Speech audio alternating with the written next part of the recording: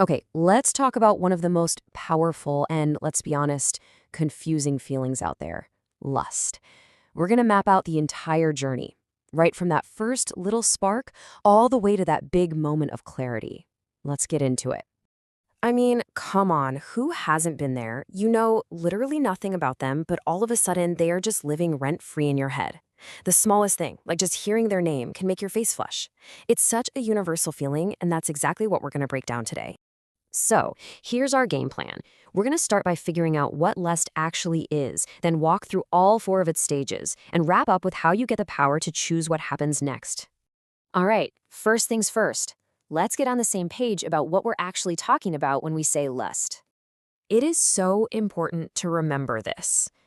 Lust is not something to be ashamed of. It's just a biological signal, you know? It can be really fun, totally exhilarating, and yeah, a little chaotic sometimes. It's really just your brain flagging someone and going, hey, pay attention to this person. But here's the real trap, the one we all fall into. The sheer force of these feelings can be so misleading. It is incredibly easy to mistake that intense chemical rush for a sign of genuine long-term compatibility. And that's the exact mix-up we need to learn how to avoid. So here's our roadmap for the rest of this explainer. We're breaking lust down into these four key stages. Seeing it laid out like this really helps you figure out where you are in the process when it's all happening. So where does it all begin? Well, it starts right here with that first undeniable jolt of attraction. This is that moment. You know the one. Your body reacts before your brain can even catch up. You might feel a little warmer, more alert, and all your thoughts just start circling this one simple idea: I need to be closer to them. And look at what can trigger it. What's so wild is how subtle these things can be. It's almost never some big, grand gesture. It's usually a tiny detail, the specific way they laugh, a certain look that your brain just latches onto, and boom, the switch is flipped.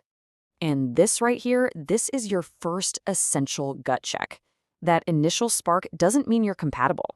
It doesn't even mean they're a good person. It just means your brain noticed something attractive. The real danger is falling for a fantasy that you basically invented.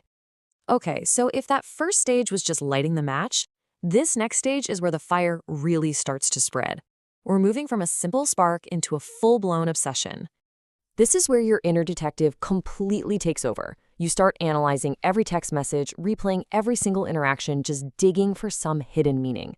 Your brain is desperately trying to gather data, so a simple smile feels like a huge green light, and a text that's a little late feels like a total rejection. So here's what's happening in your head. You don't actually know this person very well, so your mind just starts writing the rest of their story for them. You find out they like one band you like, and suddenly you've imagined this deep, shared soul and a future full of concerts. You're building this perfect character based on, like, two pieces of information.